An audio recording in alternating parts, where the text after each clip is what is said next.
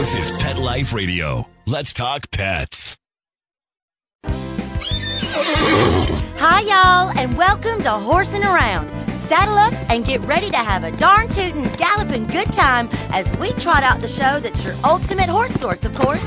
Find out how to use good old horse sense when it comes to breeding, feeding, training, and explaining. From practical tips on caring for your horse's health to advice on how to buy horse supplies, including bridles, halters, saddles, and more. So get ready to start horsing around with your host, horse expert and award-winning rider, Audrey Pavia. Howdy, Audrey. Welcome to Horsing Around on PetLifeRadio.com. Thanks for joining us. This week, we're going to talk to an ordinary horse owner who had a dream to take her horse to her breed's World Show. After years of working toward her goal, her dream came true last year. That horse owner is Stephanie Vrabel from Upland, California. Stephanie and her Appaloosa gelding, Wyakin Too, also known as Flash, qualified for the World Championship Appaloosa Show held in Oklahoma City and competed in several classes. Getting to the World Show is no small feat, yet Stephanie accomplished this goal without having a big bank account, a full-time trainer, or even a horse trailer of her own. We'll talk to Stephanie about how she managed to take her one and only horse all the way to the upper levels on a shoestring budget. The message here is that if she can do it, you can too. We'll be right back with Stephanie after these messages. Why the long face? I reckon Horsing Around will be back in the saddle right after we round up a few words from our sponsors.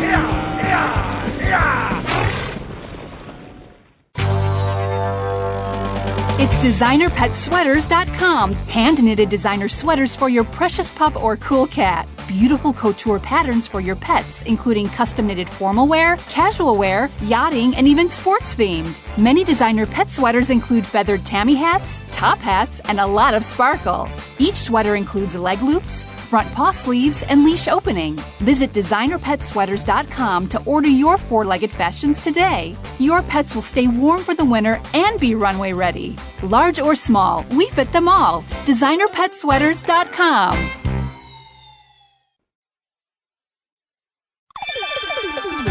Let's talk pets on PetLifeRadio.com. We know you're chomping at the bit to hear more horsing around. Well, we're back on the trail. So park yourself over yonder and set a spell. You ain't heard nothing yet. Welcome back to Horsing Around. I'm your host, Audrey Pavia, and we are here with Stephanie Vrabel of Upland, California, owner of Wyakin Too, an Appaloosa gelding who competed in the Appaloosa World Championship Show last year. Welcome to the show, Stephanie. Hi. Hi. Tell us first about your horse, Wyakin Too, known to his friends as Flash. Well, he was kind of a fluke. I was an owner of an Appaloosa gelding years ago. Was given an Appy as a gift from a friend. And I owned him for 15 years, and he was such a good horse that I swore that when I got my next horse, it would be another Appaloosa. Well, as Apollo aged and was on his last legs, a girlfriend of mine said to me, well, you know, he's not going to live forever, and you're going to probably have to get yourself another Appaloosa. Here, I have a friend of mine who has an Appaloosa up in Montana. Let's take a look at him online. So sure enough, we went online and took a look at this Appaloosa online, and I had always wanted a tricolored leopard Appaloosa. And when I saw him on the internet, I went, oh my gosh, look at him, he's so flashy. And that's how he got his barn name of Flash. And sure enough, I fell in love with him. And sight unseen, I had him shipped down from Montana. And how old was he at the time? I purchased him when he was 11 months old. So other than his breeder, I have been his only mom. Mm-hmm. He is now 8 years old. Okay, so you've had him pretty much his whole life. Yes. Yeah. Now, when did you first get the idea to take him to the World Show, to make that your goal? Well, probably after 2 years, maybe 3 years of competing with him on the local level. I set my sights. I had first set my sights on going to the Nationals, which was in Oklahoma City, and we made that I believe it was the second year of showing him. And then after that, I decided that my next goal was going to be qualifying, because you have to qualify for the Appaloosa World. You don't have to qualify for the Nationals. You can just go if you have the money, but the World is different. You have to actually qualify. So my goal last year was to qualify in the Appaloosa Worlds and be able to go and participate. And I met that goal, and I did it. And what classes do you show him in? I show him, which is my favorite class, is showmanship. He is also, I also enjoy showing him in color because he is such a flashy, colorful horse. He does very, very well in color classes. I show him in gelding conformation classes. I show him in hunter and hand classes.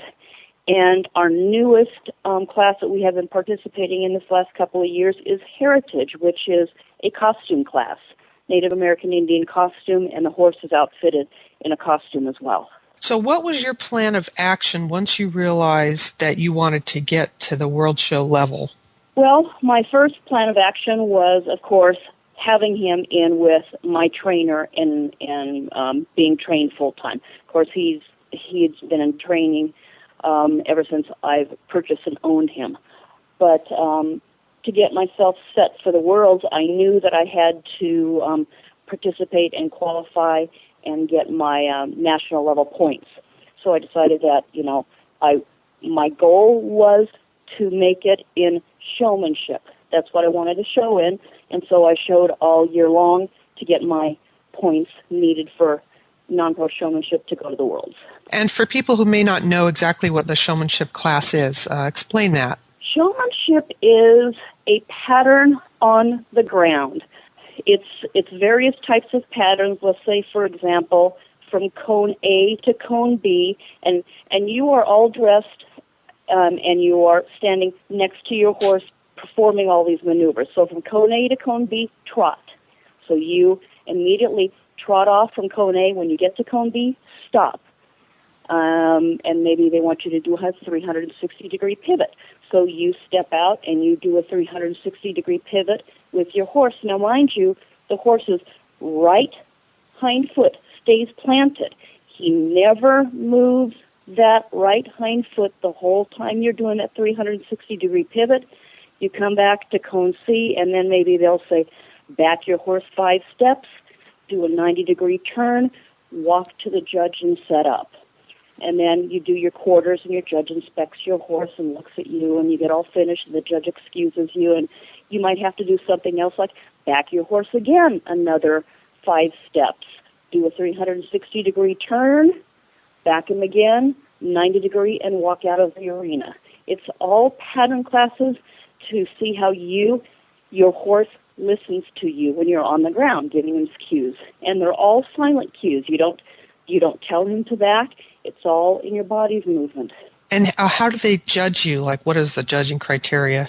Well, the judging criteria is, first of all, how neatly you're presented and how you look in contrast with your horse. Your horse has to be neatly manicured, and, he has to be cleaned and groomed, and, you shave all the excess hairs and whiskers and clean his ears up and band his mane. And once again, you look really nice in your showmanship outfit. And what the judges are looking for is the precision of the movements. When you start to trot off, does your horse trot off right away, or does he take maybe 1 or 2 walking steps first and then decides to trot off? When you stop, does your horse stop right away, or does he stop and then maybe take another walk forward? When you ask him to pivot, things like that. That's what the judges are looking for, very crisp, precise maneuvers. And whoever does it the best apparently wins. And you mentioned that, he's been in training pretty much his whole life, but I know that there were some times in your life where it was harder for you to have him in training. You're not a rich person, you're a working person, and he's your only horse. And how did you get to the point where you could be at the World Show without having, a lot of money and a trainer, at your beck and call at all times? Well, a lot of it was when I did have my trainer, I knew what the trainer was doing to keep him in shape.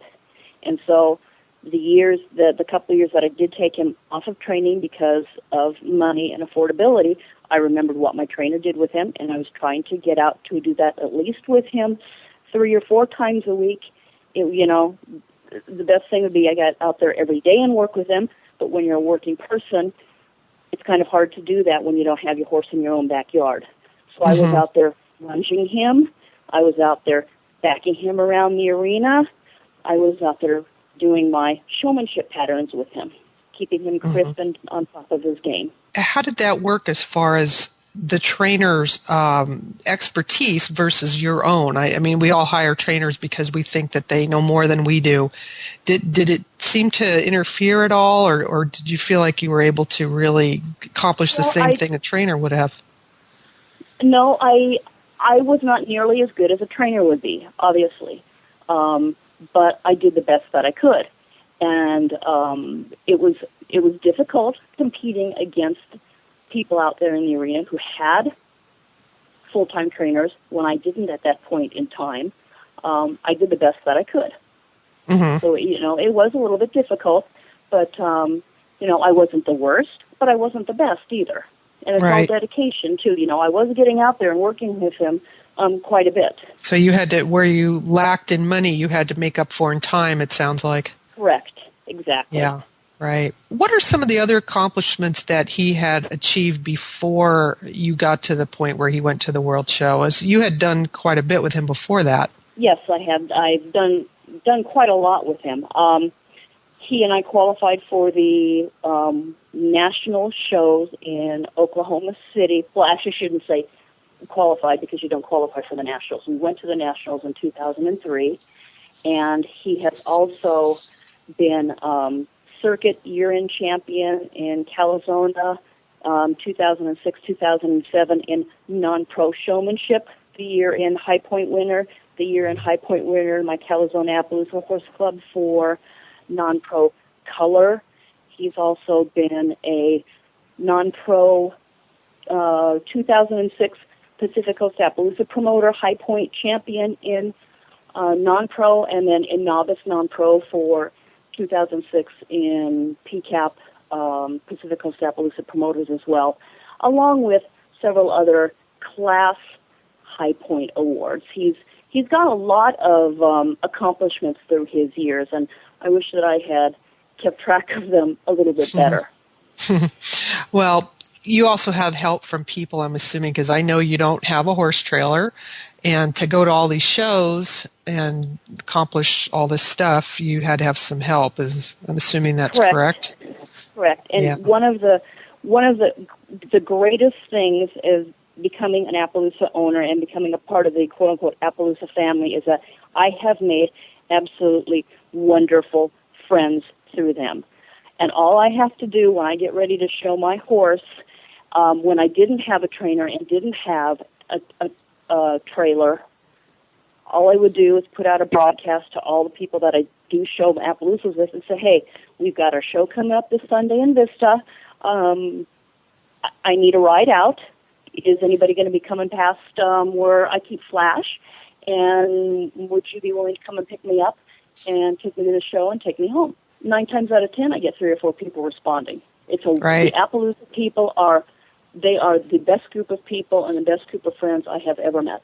Yeah, and in some breeds and disciplines, you may not see that because people are competitive and think, well, why should I help this person get to the show? And they might, take a ribbon away from me. So it sounds like it's a pretty exceptional group of people. It is. It's a very exceptional group of people, and I'm proud to be associated with them. Yeah, and you're involved with a couple of the local clubs as well, right? You're an officer. Yes, I am. As a matter of fact, I'm an officer, a board member of the Spotted Valley Appaloosa Horse Club, and I am a board member of the Calzona Appaloosa Horse Club. And for Calzona, what I do is not only am I a board member, but I am a points keeper and the membership coordinator. A lot of people think that, when they see people that are really involved with the breed, that they're breeders or they're trainers or they have a lot of horses. You just have Flash. Just you and Flash.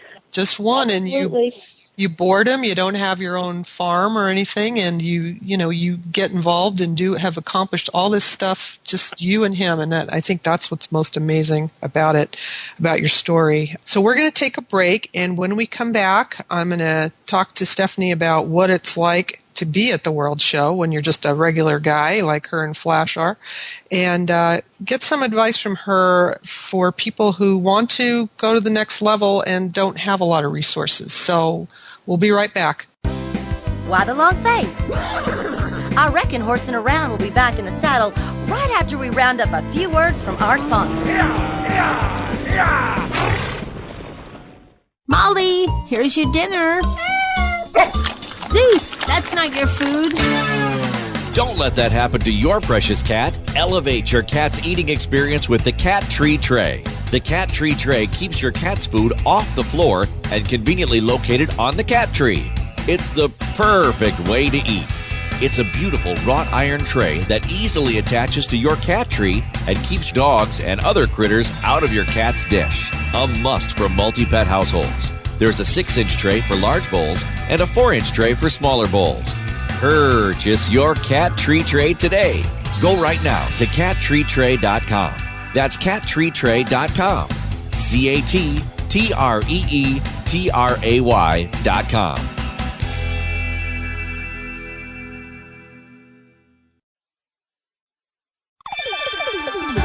Let's Talk Pets on PetLifeRadio.com.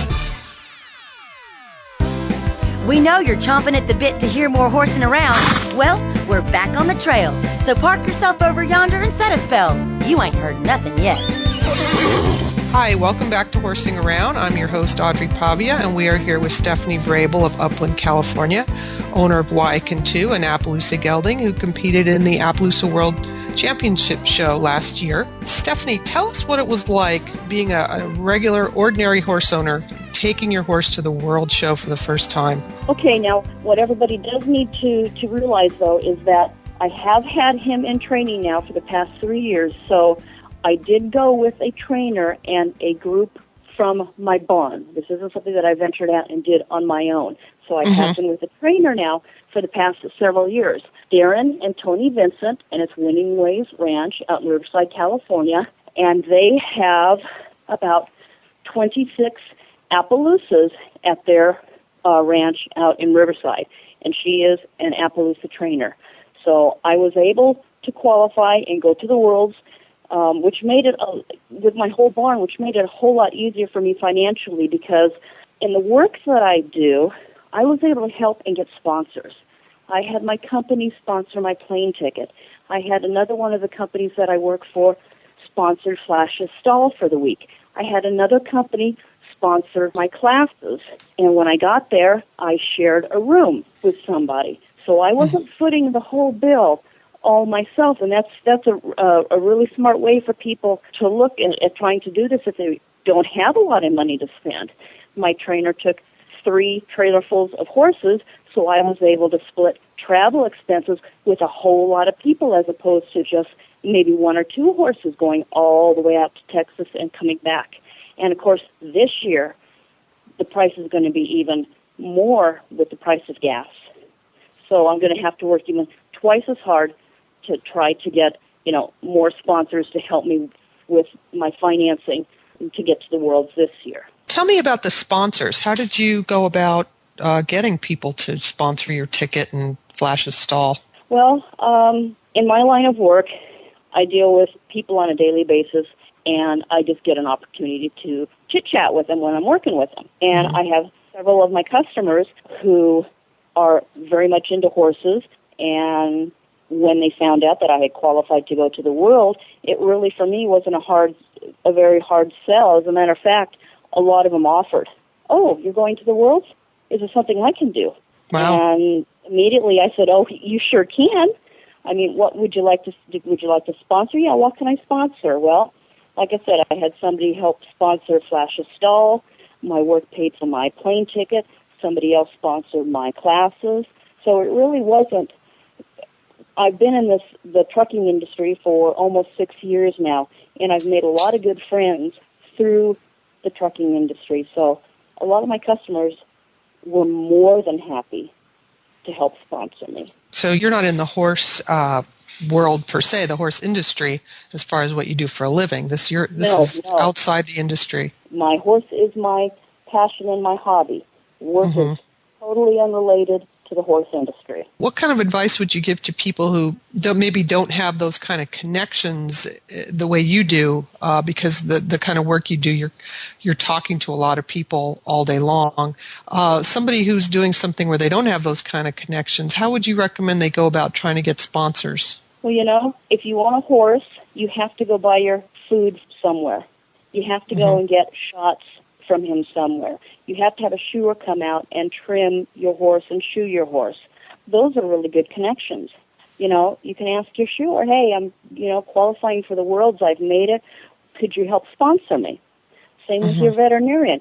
Same with the tack store where you buy your tack. There's a lot of other ways that people can maybe get, $100 here, $100 there. And believe it or not, that all adds up. And what do the sponsors get out of it? Well, what I did for my sponsors was I took a world photo and I framed it and I sent a big thank you to them for sponsoring me. This was a photo of you and Flash at the show? Correct. It was a photo of Flash and I at the World Show. And plus, there is a form that they're able to fill out to use as a tax donation. Oh, okay. So it's tax deductible. So is there an involvement with the breed club here? Is that where the tax deductible aspect comes from? Yes. There's, okay. And forgive me because I don't know what the exact term of the letter is. Okay, but the breed club provides it to you, and then when you go out and get the sponsors get Correct. this. Okay. Correct. Okay.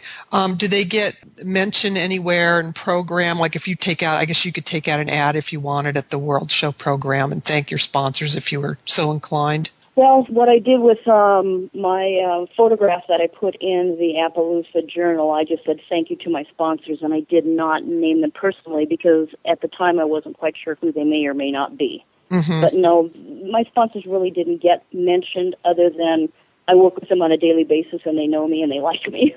Right. And how much would you say you able to raise that in this way? Well, it wasn't a lot of money. I raised about $500. Okay.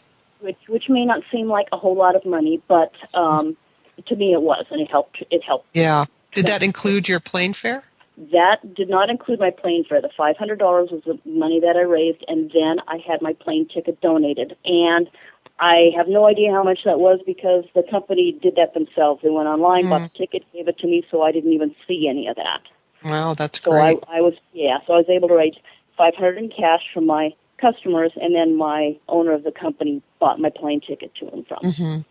So tell me what it was like being there at the show. I mean, this was a big deal for you. It was overwhelming. It was literally overwhelming.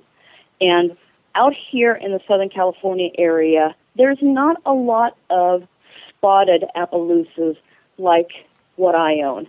So whenever I used to ride my horse around in Norco, people would literally stop and stare and point. And, oh my gosh, look at him, he's so pretty. Well, one of the things to me that was the most overwhelming when I went to Fort Worth, Texas last year was that when I wasn't showing, I rode him around the facility, and the facility was just covered with leopard and colored Appaloosas. And I was so proud to be out there amongst all these other colored Appaloosas, as well as, being overwhelmed by the whole experience of it. But to me, seeing all of those colors out there was just so exciting. Mm-hmm. Yeah, that's every Appaloosa lover's dream, I think, is to go to the World Show and see every pattern imaginable, I guess. It was overwhelming. How did you find the people you were competing with? Was it a totally different attitude than what you experienced at local shows? No, actually, for the majority of it, they were all just as friendly. They were all just as friendly when I was standing in line waiting to go into my classes in the warm-up areas. The other people that were in the warm-up areas were just as friendly, just as nervous as I was, but they were all very nice and very friendly. Yeah, that's amazing to hear because you think with everything it takes to get to that level, people might be just a little bit more uptight. Yeah, you would think they'd be a little bit, exactly. But I was very impressed. And how did Flash feel about all this? Well, Flash has told me that he wants to go back this year because now he knows what he's doing. He told you that through an animal communicator, I guess? Yes, he did. He told me that through an animal communicator. He said, I don't know what we were doing there last year, but I really had fun, and I want to go back because now I know what I'm doing. And he was an awesome horse last year. He did not miss a mark. He was such a good boy. I was so proud of him. I think what I had most fun with him was after we got finished showing, I just threw a saddle on him and rode him all over the facility, and I think that was almost more fun than showing. Yeah, because it was like you were getting a tour of the place on horseback. Yes. So was he nervous? No, that's a funny thing. He wasn't nervous at all. And I think part of it was because, he's been showing for 6 years, so it was no big deal to him. And my horse happens to be one of the very few horses, and I shouldn't say very few because I'm sure there probably is a lot more out there, who loves to travel. He absolutely loves it. He's like a little kid going camping. He loves to get out. He loves to be the center of attention. He loves to do stuff like that. So he wasn't nervous at all. He went right in the trailer both times, huh? Yeah, he went in the trailer both times, didn't have any problems. Yeah, that's great. So what's your goal now? What's the, once you get there the first time, then you have new goals after that you have to kind of top it. Correct. My goal this year, and I have already qualified for the World Show in my non-pro showmanship, my goal this year is to place in the top 10.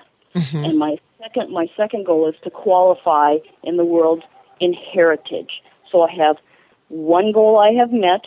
The second one is to make top 10 in showmanship, and then my third goal is to qualify for heritage in the world. And for heritage, tell our listeners what that is. Heritage is a class that is indigenous to the Appaloosa breed, and it is a costume class, and they say it can be any era of Appaloosa history, but the majority of the people that you find showing in costume classes at the World Show level are Indian costumes. Most of the time, it's the Nez Perce Indians, but you find all different types. But it is basically Indian costumes that you see at the world level. Okay, and I know the classes aren't huge on a local level here in California, but at the world, do you have a lot of competition in that class? Last year, there was 16 in the class. How do the other classes compare in terms of numbers of horses? A lot more than 16? There was, if I remember correctly, there was 39 in my color class. Oh, wow. In my showmanship classes, there was like anywhere between 45 and 50. So comparatively, it is a very small class. Right, but there's probably some pretty amazing costumes, I would think. Absolutely. They're overwhelming. Yes, they are. Well, we're just about out of time. Stephanie, thank you for joining us and telling us about your experience, and I want to wish you lots of luck at the next World Show. Thank you, Audrey. You're welcome. And listeners, if you have any questions or comments about horsing around, please email me at audrey@petliferadio.com. Until next time, happy trails. Stop what you're doing and start horsing around. Every week on Pet Life Radio, horse expert and award-winning rider Audrey Pavia will be trotting out great tips on feeding, breeding, and more on everything equestrian. So set a spell and say hey to Audrey and get ready for a darn tootin' galloping good time. Every week on Horsing Around, on demand, only on PetLifeRadio.com.